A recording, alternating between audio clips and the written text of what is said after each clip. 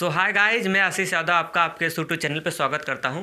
दोस्तों, अगर आप 10 की पढ़ाई करते हो, तैयारी करते हो, तो आप बिल्कुल सही स्थान पे हैं। तो चलिए, जैसा कि आपको पता होगा कि हम आपको बता रहे हैं कौन सा फर्स्ट लेसन, क्या प्रकाश का परावर्तन और क्या प्रकाश का अपवर्तन। किताब उताब तो घर पे खोलते हैं, इतना तो मुझे पता ही है। तो उसमें तो मालूम ही होगा प्रकाश का परावर्तन और अपवर्तन चल रहा है। पीछे का वीडियो देखे होंगे तो और भी मालूम होगा। वैसे आप लोग देखते ही हैं, वीडियो देखते हो कि नहीं? देखते हो लेकिन कमेंट नहीं करते हो। गलत बात है, गंदी बात है और सबसे गंदी बात है।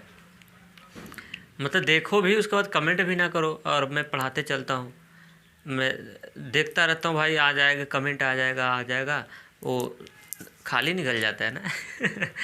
नहीं यार, कमेंट करना है, ठीक है। कोई ये नहीं करेगा, भेदभाव नहीं करना। भाई मैं पढ़ा रहा हूँ तो कमेंट तो करना बनता है ना। ऐसे मोबाइल लो, धीरे से करना है, फिर भी आप लोगों को मेहनत लगता है। चलिए, मैं बता रहा हूँ यहाँ से। जहाँ तक मैं कल बताया था ना, उसके आगे मैं बता रहा हूँ। मैं हेडिंग डलवाया था कि गोली दर्पण से संबंधित कुछ महत्वपूर्ण क्या डेफिनेशन आपको पढ़ना था, परिभाषा। तो उसमें ढेर सारे, मैं आपको 7-8 परिभाषा आपको बताया था कि उसके बारे में कल आपको जिक्र कराऊंगा। तो आज हम उसके बारे में जिक्र कर लेते हैं। आज उसके बारे में हम लोग क्या कर लेते हैं, पूरी तरह से बढ़िया से अच्छे तरीके से हम लोग क्या कर लेते हैं, जिक्र करते हैं। फिर उसके बाद बात बन जाएगी, करते हैं और क्या कर सकते हैं। चलो देखो,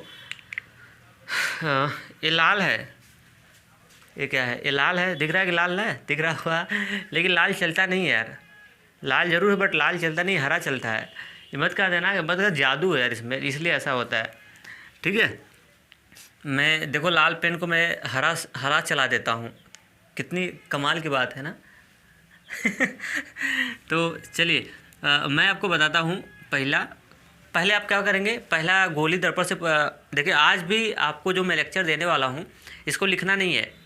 पहले आज मैं जो बताऊंगा लेक्चर इसे लिखना नहीं अभी है, पहले आप समझिए। अगर आप समझ जाएंगे तो लिखने में क्या जाता है, अगर आप समझ जाएंगे तो लिखने में क्या जाता है। लिख के कोई फ़ायदा नहीं होता है, जब तक समझते नहीं है तो कोई मतलब नहीं निकलता है। ऐसा नहीं होगा कि केवल 10 में काम करेगा। भाई इंटरमीडिएट में भी ये दर्पण झोंक झोंक के मिलने वाला है। नहीं तो आपके भैया बड़े होंगे, दीदी बड़ी होंगी, तो उनसे पूछेगा कि क्या कि दर्पण का यहीं तक है या फिर आगे भी है। कंपटीशन में भी आपको देखने को सब मिलेगा अच्छे से। तो केवल ये मत सोचिएगा कि मुझे यार 10 में, फिर उसके बाद काम खत्म। अगर ऐसी थिंकिंग है तो उसको बाहर निकाल दो, अभी निकाल दो, खोलो उसको, निकालो जल्दी से। चलो अब हम लोग बताते हैं। पहले हम लोग आपको दिखाते हैं दर्पण का क्या केंद्र। दर्पण का हम लोग देखते हैं क्या, वक्रता केंद्र। तो हम लोग लिखते चलते हैं, अब लिखना नहीं है, आपको केवल समझना है। लेक्चर आज का क्लास पूरी लेक्चर ही आज होगा। तो हम लोग पहले पढ़ लेते हैं क्या, वक्रता केंद्र। पहला हेडिंग, आपको हेडिंग नहीं होगा, आपको कुछ नहीं करना है। वक्रता केंद्र केवल देखना है आज। पहला वक्रता केंद्र के बारे में हम लोग जानेंगे। और उसके बाद हम लोग क्या कर लेते हैं, दर्पण का ध्रुव। वक्रता केंद्र से पहले अगर हम लोग इसको और देखें तो और बढ़िया समझ आएगा। दर्पण का ध्रुव, दर्पण का ध्रुव पोल जिसको बोलते हैं। फिर उसके बाद वक्रता केंद्र, किसका वक्रता केंद्र? ये सब गोली दर्पण के अंदर चल रहा है। गोली दर्पण बोले तो अवतल और उत्तल दोनों के लिए एप्लीकेबल होगा। वक्रता केंद्र, वक्रता क्या केंद्र। और उसके बाद तीसरा हम लोग देख लेते हैं यहाँ से, वक्रता त्रिज्या। वक्रता त्रिज्या। मेरी राइटिंग थोड़ी सी सही नहीं है भाई, क्षमा चाहता हूँ। आप थोड़ा सा मैनेज कर लीजिएगा, इसीलिए बोल रहा हूँ। वक्रता त्रिज्या। और उसके बाद अगला हेडिंग हमारा पड़ेगा मुख्य अक्ष। अगला नंबर का बात बनेगी क्या, मुख्य अक्ष, जिसको बोलते हैं प्रिंसिपल एक्सिस। मुख्य अक्ष एक है नहीं, मुख्य नहीं मत समझना, यह है। और उसके बाद अगला हेडिंग हम लोग पढ़ते हैं, मुख्य अक्ष हो गया। मुख्य फोकस, मुख्य फोकस। और अगला नंबर आप पढ़ेंगे फोकस दूरी। कौन सी? फोकस दूरी। इतना हम लोग क्या करने वाले हैं, आज पढ़ने वाले हैं। तो चलना स्टार्ट। दर्पण का हम लोग जानते हैं क्या, ध्रुव। 2 टाइप के दर्पण, अवतल दर्पण और कौन सा दर्पण, उत्तल दर्पण। तो दर्पण का ध्रुव क्या होता है, मैं आपको बता देता हूँ। पहले इमेज में प्लॉट कर लूँ। ये लो भाई, आ गया दर्पण, गर्दा मचाने आ गया। ये अब बताओ कौन सा दर्पण है, अभी नहीं पता यार, अभी क्या पता। चलो नाम ले लेता हूँ, M1। अपना नाम मत रख देना, M1। और यहाँ पे क्या, M2। M1 M2 क्यों लग रहा है, क्योंकि यार मिरर होता है ना। मिरर का मतलब समझते हो ना, दर्पण को मिरर बोलते हैं, तो इसलिए मिरर ले लिया M1 और M2 ले लिया, और इसका भी नाम ले लेते हैं M1 और इसका नाम ले लेते हैं M2। अब हम लोग चलते हैं पेंट करने, इसको कलई जिसको बोलते हैं। तो अब कलई कैसे करना है वो आपके ऊपर डिपेंड करता है, अंदर की कर दो या फिर बाहर का कर दो, जैसे इच्छा करता है। चलो मैं इसको बाहर की ओर कलई कर देता हूँ, किधर की ओर, इसको मैं बाहर की ओर कलई कर दिया। अब उसको भी बाहर की ओर मत कर देना, नहीं बाहर की ओर कर दोगे तो दोनों एक ही दर्पण बन जाएगा। इसको कर दो कहाँ, इनर साइड में, अंदर साइड की ओर आपका कर दो, कलई कर दो, ये ऐसे कर दिया। तो ये हो गया कलई किया हुआ भाग। और अब इससे प्रकाश का क्या होगा, परावर्तन होगा। इस अंदर वाले से यहाँ पे इसमें प्रकाश का परावर्तन होगा, क्योंकि ये अंदर वाला चमकेगा। और पेंट इसमें कलई जो हुआ बाहर वाला हुआ, तो इसमें बाहर अंदर हुआ है तो बाहर वाला क्या करेगा, चमकेगा। मतलब प्रकाश का परावर्तन, रिफ्लेक्शन आपको इस वाले बाहर साइड से होने वाला है। अब हम लोग बात करते हैं क्या, ध्रुव। पहली रीडिंग हम लोग बात करते हैं किसकी, पोल की। आपको लिखना नहीं है साहब, केवल ओनली लेक्चर सुनना है मेरा। आज के दिन लेक्चर सुन लोगे तो फिर जुगाड़ हो जाएगा। पोल क्या होता है, ये जो गोली दर्पण है, गोली दर्पण के परावर्तक तल, ये जो परावर्तक सतह है ये दिख रहा है, परावर्तक तल के मध्य बिंदु को, जो ये परावर्तक तल दिख रहा है इसी से रिफ्लेक्ट होगा। मतलब ऐसे करिए, M1 और M2 के मध्य बिंदु को हम लोग दर्पण का क्या कहते हैं, ध्रुव कहते हैं। और ध्रुव को इंग्लिश में बोलते हैं, इंग्लिश में बोला जाता है पोल। क्या बोला जाता है, पोल। तो इसलिए इसको हम लोग दिखा दिया क्या, P से दिखा दिया। तो ये आपका हो जाएगा क्या, P फॉर बोले तो क्या है, पोल। पोल का ऑप्शंस ध्रुव। तो M1 और M2 के मध्य बिंदु को ही दर्पण का हम लोग पोल बोलते हैं। अगर M1 M2 नहीं करना चाहते हैं अगर आप, तो उससे बढ़िया आप कह सकते हैं कि गोली दर्पण के जो परावर्तक तल के मध्य बिंदु को, परावर्तक तल के मध्य बिंदु को दर्पण का क्या कहते हैं, ध्रुव कहते हैं। तो ये अवतल दर्पण का पोल आ गया। और इसी तरह अब दर्पण का नाम थोड़ा मैं लिखना भूल गया, ये हो गया अवतल दर्पण। अब तो समझ गए होंगे कहाँ गड़बड़ी कर दिए, नाम लिखना गड़बड़ी कर दिए और उत्तल दर्पण बन गया। क्यों, क्योंकि अगर इनर साइड में अगर हम लोग क्या कर लेते हैं, जब अंदर होता है पेंटिंग तो उत्तल दर्पण, अगर बाहर पेंटिंग होता है तो कौन सा दर्पण हो गया, अवतल दर्पण हो गया। तो भाई दर्पण का पोल अगर उत्तल दर्पण में पोल आ गया, सॉरी अवतल दर्पण में अगर पोल आ गया है तो क्या उत्तल दर्पण में आएगा पोल, उत्तल दर्पण का भी पोल आएगा। वही है, पोल क्या होता है, गोली दर्पण के परावर्तक तल के मध्य बिंदु को दर्पण का ध्रुव कहते हैं। लिखना नहीं है, मैं कल लिखवा दूंगा, टेंशन मत लीजिए, पहले समझिए। गोली दर्पण के परावर्तक तल के मध्य बिंदु को, जो आपको दिख रहा है M1 और M2, इसका मिडल पॉइंट बीचों बीच कहीं पे होगा ना, उसी वाले बीचों बीच वाले पॉइंट को मैं मान लेता हूँ यहाँ पे है, और वो वाला पॉइंट आपका क्या होगा, उसे हम ध्रुव कहते हैं। और ध्रुव को इंग्लिश में क्या बोलते हैं, पोल। तो ध्रुव को हम लोग क्या किससे दिखाते हैं, P से। तो जहाँ पे मैं जैसे बल को आप किससे दिखाते हैं, EF से दिखाते हैं ना, दाब को किसे दिखाते हैं, P से दिखाते हैं, प्रेशर सेंस वहीं पे है, कहीं पे P लिखा जाएगा तो आप उसको क्या मानेंगे, ये पोल है हमारा, ध्रुव है। याद रखना बात को मेरे। तो मेरे ख्याल से आपको पहला हेडिंग ध्रुव, दर्पण का ध्रुव क्या होता है ये कंप्लीट हो गया होगा। क्या होता है, गोली दर्पण के परावर्तक तल के मध्य बिंदु को दर्पण का क्या कहते हैं, ध्रुव कहते हैं। अब इसके बारे में हम लोग जान गए। अब बात करते हैं हम लोग क्या, वक्रता केंद्र, वक्रता केंद्र। अब वक्रता केंद्र, केंद्र के बारे में बहुत पहले से जान चुके हैं। केंद्र को क्या बोलते हैं हम लोग, सेंटर। केंद्र को क्या बोला जाता है, सेंटर। अब सेंटर क्या होता है, जैसे अगर आप बहुत पहले वृत्त बनाते होंगे या गोला या वृत्त, फिलहाल वृत्त से समझाऊं तो ये वृत्त का क्या होता है, सेंटर होता है। जहाँ गोला प्रकार का नोक धंसता था, जो गोला प्रकार का नोक धंसता था ना, वही आपका क्या बनता था, जो बचपन में वही आपका सेंटर बनता था, केंद्र बनता था।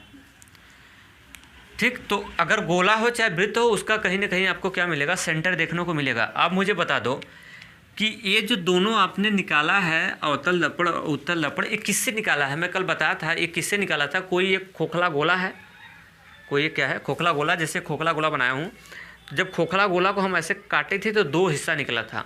सुनो, पहले गोली दर्पण निकाला था कैसे, मैं आपको केयर करना। मैं कल आपको एक खोखला गोला बनाया था, ये बोर्ड पे भी दिखा रहा हूँ, ऐसे बना रहा हूँ। ये खोखला गोला हो गया और इसको यहाँ से और यहाँ से ब्लॉक किया था तो दो ठो निकला था। जैसे चूड़ी देखा है ना, ब्रेसलेट, ब्रेसलेट तो लगाते होंगे ना सब लोग, लड़के लोग ज़्यादा ब्रेसलेट लगाते हैं है ना। अब उसके बाद जैसे मैंने क्या बता दिया, मैं भूल भी जाता हूँ बताने के बाद, फिर भी याद आ जाता है। चलो देखो मैं बता रहा हूँ, जैसे मैंने कहा दिया, एक गोला लिया ना, अब उसको ऐसे ऐसे, जैसे चूड़ी को अपने ऐसे काटा तो दो हिस्से निकलते हैं, अपने पेंट कर दिया। तो वही हाल है, तो ये जहाँ गोला प्रकार का नोक धंसता है उसका क्या होता है, सेंटर होता है। अब मुझे थोड़ा सा बताओ भाई, तो दिमाग से बताना, अगर मैं इसको यहाँ से ब्लॉक कर दूँ, इसको यहाँ से ब्लॉक कर दूँ, क्या कर दूँ, ब्लॉक कर दूँ, और इसको मैं बाहर निकाल के, अब इसको मैंने बाहर निकाल के नाम दे दिया M1, इसका नाम दे दिया M2, और इस वाले हिस्से को बाहर निकाल के इसका नाम M1 दे दिया, इसका नाम M2 दे दिया। अब इसको मैंने बाहर की ओर पेंट कर दिया, समझदार रटते नहीं समझते हैं, और इसको मैंने क्या कर दिया, इनर साइड में पेंट कर दिया, अंदर साइड में। तो जैसे ही अंदर साइड में पेंट कर दिया तो आपका फिर से बन गया कौन सा, उत्तल दर्पण। और अगर ये बाहर साइड में पेंट हो गया तो आपका बन गया क्या, अवतल दर्पण। रटने की क्या ज़रूरत है। अब मुझे बता दो, मैं आपसे पूछ रहा हूँ कि आखिर इस दर्पण का सेंटर कहाँ जाएगा।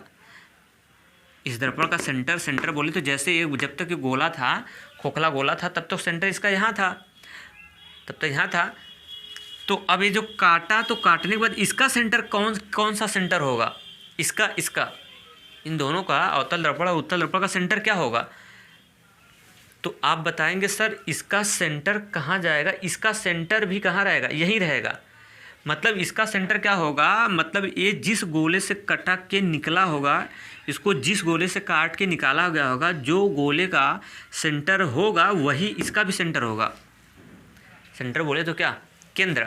मतलब ऐसे समझिए जैसे ये गोला हो गया, मैंने इसको, गोला था, मैंने इसको काटा और निकाल दिया, तो अब इसका, ये इस दर्पण का और इस दर्पण का सेंटर क्या होगा, बताइए ना, बताएंगे आप कि ये जिस गोले से आपने काट के निकाला है उस गोले का जो सेंटर होगा वही ही इसका सेंटर होगा, कोई नया सेंटर नहीं आएगा। जैसे चूड़ी हो गया, जैसे ब्रेसलेट हो गया, आपने उसको ऐसे ब्लॉक किया, तोड़ा, तो इस तरह से ब्रेसलेट ऐसे एक निकलता है, एक ऐसे निकलता है, बीचों बीच से आपको तोड़ना है।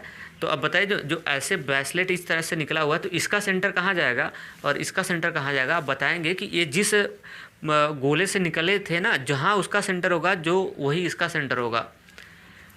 तो ये हो जाएगा वक्रता केंद्र। क्या होती है कि गोली दर्पण, वक्रता केंद्र की परिभाषा सुनिए तो देखिए अभी क्लियर होगा, लिखना नहीं केवल सुनना है परिभाषा और भाषा। गोली दर्पण की देखिए पहले वक्रता केंद्र की परिभाषा जानेंगे ना तो और ज़्यादा मैं आपको समझा पाऊंगा। वक्रता केंद्र की परिभाषा आप दिमाग से निकालिए, यही होता है कि ये गोली दर्पण क्या होता है, वक्रता केंद्र क्या होता है, तो गोली दर्पण जिस खोखले गोले से गोले का कटा भाग होता है, मतलब जिस खोखले गोले से गोली दर्पण को निकाला गया है, जो उस खोखले गोले का सेंटर होगा वही इन्हीं का सेंटर होगा, वही इन्हीं का सेंटर होगा। अब जो उसका केंद्र होगा वही इन दोनों का केंद्र आएगा। अब आगे बात करते हैं, आगे वक्रता क्यों लगा हुआ है, आखिर आगे वक्रता क्यों लगा हुआ है। जब तक देखो भाई ये वृत्त था, यानी गोला था हमारा, वृत्त ना कह के गोला कहें तो और बेस्ट होगा। जब तक ये हमारा साहब गोला था भाई ना, तो इस केंद्र को हम लोग बोलेंगे किसका केंद्र, गोले का केंद्र। अब एक गोला जैसे मैंने ब्लॉक कर दिया तो गोला तो नहीं रहा, ये तो कर्व बन गया, एक वक्र बन गया ना आपका। जैसे मैंने कट कर दिया तो अब ऐसे सांचा हो गया, तो एक चाप जैसा स्ट्रक्चर बन गया, ये वक्र बन गया। तो इसके वजह से इस वक्र का सेंटर जो होगा, तो सेंटर को आप बोलेंगे ना वक्रता केंद्र। वक्रता केंद्र का मतलब वक्र का सेंटर, वक्रता केंद्र का बोले तो इस वक्र का सेंटर। तो इस वक्र का सेंटर अगर आपसे कोई पूछेगा कि क्या होता है, तो आप बताएंगे कि इस वक्र का सेंटर ये जिस गोले से कट के निकला होगा ना, जो उस गोले का सेंटर होगा वही इन दोनों का सेंटर आएगा। क्या मैं समझाने में सक्षम रहा, क्या मेरी बात को पकड़ा आपने, समझा, बिल्कुल समझ गए होंगे। तो ये इसकी परिभाषा देखिए हो जाएगी, वक्रता केंद्र क्या होती है, गोली दर्पण जिस गोले से कट के निकले होंगे, तो जो वो बड़े वाले गोले का जो सेंटर रहा होगा वही सेंटर इन दोनों का आएगा। तो मेरे ख्याल से इतना आपने पकड़ लिया, बाकी डिफिनीशन तो कल लिखवाऊंगा। अब एक चीज़ और हम लोग बात करते हैं किसकी, वक्रता त्रिज्या की। किसकी, वक्रता त्रिज्या की बात करते हैं, कर्वेचर ऑफ रेडियस जिसको बोलते हैं, या रेडियस ऑफ कर्वेचर जिसको बोलते हैं, वक्रता त्रिज्या की बात करता हूँ। अब बताओ वक्रता त्रिज्या क्या होती है, थोड़ा सा मुझे बता दो। त्रिज्या के बारे में पता है क्या, गणित में तो टीचर ने खूब पढ़ाया होगा, खूब पढ़ाया होगा, खूब पढ़ाया होगा। ये सेंटर हो गया, जब सेंटर को मिला देते हैं परिधि से, सेंटर को मिला देते हैं कहाँ से, परिधि के पॉइंट से निकाल देते हैं तो ये रेडियस आ जाती है। उसी तरह आप इसको इधर मिलाएंगे तो ये भी आपकी क्या निकल के आएगी, रेडियस निकल के आएगी। जब पूरा मिला देते तो ये रेडियस आपकी व्यास बनती है। तो अब थोड़े से दिमाग लगाओ यार, दिमाग लगाओ कि वक्रता त्रिज्या मतलब वक्र की त्रिज्या बतानी है। तो वक्र तो बनी गया ना, कर्व जैसा शेप है सब, किसकी त्रिज्या आपको बतानी है। तो बताओ इसकी त्रिज्या क्या आएगी। अब मुझे दिमाग से बताओ, अगर हम, अब देखिए, अब दिमाग लगाना, मैं इसको थोड़ा सा बढ़ा दूँ पहले। जब तक ये गोला था, जब तक ये क्या था, ये गोला था, तो बताओ इस गोले की रेडियस आर। जब तक ये गोला था उधर उस रेडियस की गोले की रेडियस आर। जैसे काटूंगा तो जैसे ही काटेंगे ना तो जो इसका रेडियस रहा होगा वही रेडियस इसका आने वाला है, वही रेडियस इसका आने वाला है। रेडियस बोले तो क्या, त्रिज्या। वक्रता इसलिए बोल रहा है क्योंकि गोला तो रह नहीं गया ना, अब काट दिया तो गोला, जब उसको काट के निकाल दिया तो वक्र हो गया ना। तो इस वक्र की त्रिज्या और इस वक्र की त्रिज्या बोले तो इस अवतल दर्पण की त्रिज्या और इस उत्तल दर्पण की त्रिज्या क्या होगी भाई, जो जब तक ये एक में थे तो जो इसकी रेडियस रही होगी वही क्या होगा, उन दोनों का रेडियस आएगा। क्यों? क्योंकि सेंटर नहीं चेंज होने वाला है, सेंटर नहीं चेंज होगा। अगर सेंटर नहीं चेंज होगा तो रेडियस भी नहीं चेंज होगा। तो ऐसे कर सकते हैं कि ये गोली दर्पण जिस गोले से कट के निकले होंगे, जिस गोले से कट के निकले होंगे उस गोले की त्रिज्या ही इसकी त्रिज्या होगी। तो इसकी परिभाषा देखो हो जाती है वक्रता त्रिज्या की। गोली दर्पण जो होता है, जिस गोले का, खोखले गोले का कटा भाग होता है, उस खोखले गोले की त्रिज्या को ही गोली दर्पण की हम लोग क्या बोलते हैं, वक्रता त्रिज्या कहते हैं। मतलब अब ऐसे आपको नंबर लेकर समझाओ तो शायद और मैं समझाने में सक्षम रहूं। जैसे मैंने कह दिया कि एक खोखला गोला है, ये क्या है, खोखला गोला है और उसकी त्रिज्या 5 सेंटीमीटर है। कितना सेंटीमीटर? 5 सेंटीमीटर है। चूड़ी आपने देखा है, उसकी रेडियस हो गई। अब जैसे उसको हम मान लेते हैं, उसको हमने क्या कर दिया, ऐसे काट दिया। काटने के बाद 2 हिस्से निकालें तो उन दोनों हिस्से का रेडियस क्या आएगा, 5 ही आएगा। अब उस रेडियस को हम लोग, गोले का रेडियस नहीं होगा, वक्र का बन गया है, तो थोड़ा नाम बोल देंगे कि इस वक्र की त्रिज्या। तो जो उस गोले की त्रिज्या रही होगी भाई ना, वही उस वक्र की त्रिज्या होगी, क्योंकि जो सेंटर उस गोले की थी वही उस वक्र की सेंटर आई। तो जब सेंटरवा चेंज नहीं हो रहा तो रेडियस कहाँ से चेंज होगी? कॉमन सी बात है, चेंज होने की संभावना नहीं है। तो ये हो जाएगी इसकी रेडियस। मतलब अगर इसकी रेडियस इससे कट के निकले हैं, अगर इसकी रेडियस आर है तो इसकी भी रेडियस कितनी हो जाएगी, इसकी भी रेडियस स्मॉल आर होगी। अगर ये वाला हिस्सा यहाँ निकल गया है तो इसकी भी जो रेडियस होगी वो क्या हो जाएगी, ये रेडियस स्मॉल ही आ रही होगी। रेडियस बोले तो क्या, त्रिज्या। मतलब अगर ये 5 सेंटीमीटर होगा तो ये भी 5 और 5 का ही आएगा। डिफिनीशन सब लिखवा दूंगा भाई, बस देखो ध्यान से, मजा दिखाना, पहले देखो ध्यान से। अगर कुछ खा के देखेंगे वीडियो तो नहीं आता है, और अगर मेरा वीडियो देखना है तो सूखे पेट खाओ। अरे सूखे पेट खाओ मतलब सूखे पेट देखो, मतलब कुछ खा के नहीं देखना है। अगर खा के देखते हैं तो मेरा नहीं समझ में आता है पढ़ाया हुआ ना। मतलब भूखे पेट खाएंगे नहीं, भूखे पेट क्या बोलते हैं उसको, भूखे पेट रहना है, तब अच्छा समझ में आएगा। अब कहोगे यार हम लोग खाने भी नहीं देंगे, तो चलिए हम लोग क्या करते हैं, आगे कंटिन्यू करते हैं।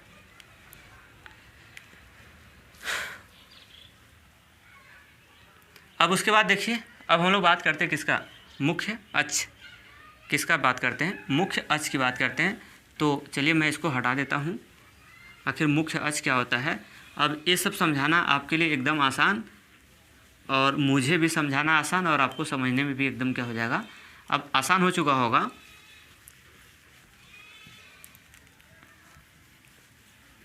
यार वाट वाला मिलता नहीं है। चलिए अब देखिए हम लोग बात करते हैं किसका, मुख्य अक्ष की बात करते हैं। प्रिंसिपल एक्सिस क्या होता है। अगर मुख्य अक्ष की बात करूं तो देखिए मुख्य अक्ष को अब डिफाइन करना है, प्रिंसिपल एक्सिस डिफाइन करना एकदम आसान हो गया। किसका एक्सिस चेक करना है, दर्पण का। ये इसमें पेंट कर दिया कहाँ, बाहर साइड में, और ये दर्पण और बनाया मैंने, और इसमें जो पेंटिंग है साहब ये मैंने कर दिया कहाँ, अंदर साइड में कर दिया, और नाम तो दे ही सकते हैं। अब ये हो गया M1 और ये हो गया क्या, M2, और ये हो गया M1 और ये हो गया क्या, M2। क्या हो चुका, M1 और M2 हो गया। अब तो बताने की जरूरत नहीं होगी, अब मैं ये यहाँ पे लिख दिया P। अब समझ गया P क्या है, P फॉर पोल। अब इसमें भी यहाँ पे बीचों बीच क्या होगा, P फॉर क्या, पोल। अब इससे परिचित हो गया ना। अब यहाँ पे इसका अंदर साइड में इसका क्या आएगा, सेंटर आएगा। मैं मान लेता हूँ O, इसका सेंटर आएगा केंद्र।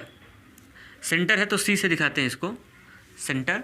हाँ एक चीज़ मैं शायद भूल गया, चलो सेंटर है ना, तो जहाँ पे वक्रता केंद्र आएगा उसको हम लोग किससे दिखाते हैं, C से। मैं जब डिफिनीशन लिखवाऊंगा तो वहाँ पे लिखवाऊंगा। और जो वक्रता त्रिज्या होती है उसको हम लोग किससे दिखाते हैं, स्मॉल r से दिखाते हैं। किससे दिखाते हैं, स्मॉल आर से। तो ये फिलहाल ये तो आपका केंद्र हो गया, केंद्र में बोले कौन सा केंद्र, वक्रता केंद्र हो गया। ये आपका होगा पोल, पोल बोले तो क्या हो गया, ध्रुव, और इधर भी ध्रुव, और यहाँ पे इसका वक्रता केंद्र इधर चला जाएगा, ये हो जाएगा आपका क्या, वक्रता केंद्र। इसको किसे दिखाते हैं, सी से। लेकिन हमारी बात ये नहीं रही, ये तो हम लोग देख चुके, हमारी बात है किसकी है, मुख्य अक्ष को, क्या है, मुख्य अक्ष। अब देखिए मुख्य अक्ष की परिभाषा आप जानिए तो और आपको अच्छा समझ आएगा। मुख्य अक्ष क्या होता है, दर्पण के ध्रुव P, दर्पण के ध्रुव P से वक्रता केंद्र को मिलाने वाली सीधी रेखा को हम लोग क्या बोलते हैं, दर्पण का क्या बोलते हैं, मुख्य अक्ष कहते हैं। प्रिंसिपल एक्सिस क्या होती है, परिभाषा से देखेंगे तो और बेस्ट होगा। दर्पण के ध्रुव P, दर्पण के ध्रुव P से वक्रता केंद्र को मिलाने वाली सीधी रेखा को ही दर्पण का हम लोग क्या बोलते हैं, ध्रुव बोलते हैं। और मिलाने वाली सीधी रेखा को ही हम लोग दर्पण का क्या बोलते हैं, मुख्य अक्ष कहते हैं।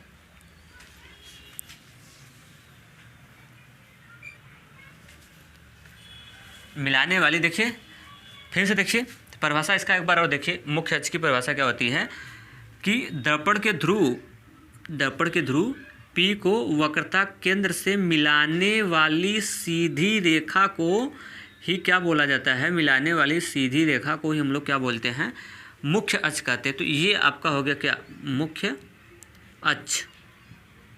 उसी तरह अगर अवतल दर्पण ये है, अवतल दर्पण में अगर बात बनेगी, अवतल दर्पण की अगर बात बनेगी तो बात कहाँ बनेगी, उत्तल दर्पण में बननी चाहिए। ये आपका हो गया कौन सा दर्पण, उत्तल दर्पण, दोनों दर्पण के लिए एप्लीकेबल है, होना चाहिए।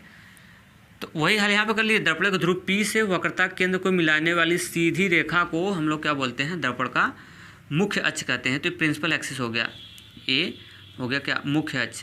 तो ये मुख्य अक्ष में किसका मुख्य अक्ष हुआ, ये अवतल दर्पण का मुख्य अक्ष हो गया और ये अवतल दर्पण का मुख्य अक्ष हो गया। अब थोड़ा सा केयर करेंगे, थोड़ी सी बात याद रखना। कौन सी बात, तो अगर आप यहीं तक दर्पण के ध्रुव P से अगर वक्रता केंद्र तक मिलाते हैं, कहाँ तक मिलाएंगे, वक्रता केंद्र तक मिलाएंगे, तो आप बताइएगा अगर सेंटर को अगर आप पोल तक मिलाएंगे तो मैथ के अकॉर्डिंग और थोड़ा सोचेंगे तो ये सेंटर हो गया और ये क्या हो गया, परिधि हो गया। तो जब सेंटर को परिधि से मिलाएंगे तो त्रिज्या निकल के आएगी। अगर आप यहीं तक रोकेंगे तो ये आप अगर पीछे नहीं बढ़ाएंगे, आप इसको पीछे अगर आप नहीं बढ़ाते हैं, अगर आप यहीं तक रोक देंगे तो ये वक्रता त्रिज्या हो जाएगी। क्या बन जाएगी, वक्रता, ये वक्रता त्रिज्या बन जाएगी। कब, जब आप P को सेंटर तक रोक देंगे, वक्रता केंद्र तक रोकेंगे तो वो पोल का काम करेगा, वक्रता त्रिज्या का काम करेगा। लेकिन जब आप उसको वक्रता त्रिज्या से अगर बढ़ा के आगे लेके चले जाएंगे तो वो लेंथ, लंबी वाली जो लेंथ आएगी उसको हम लोग क्या बोलेंगे, मुख्य अक्ष बोलेंगे। अगर ऐसे नहीं समझ आए तो मैं आपको दूसरे तरीके से समझा देता हूँ। जैसे देखिए, आपने वक्रता त्रिज्या तो देखा, जैसे ये देखिए, ये M1 और M2 दो क्या हो गए, दर्पण, एक दर्पण हो गया और यहाँ पे हो गया इसका क्या, पोल, और इसका सेंटर हो गया यहाँ पे।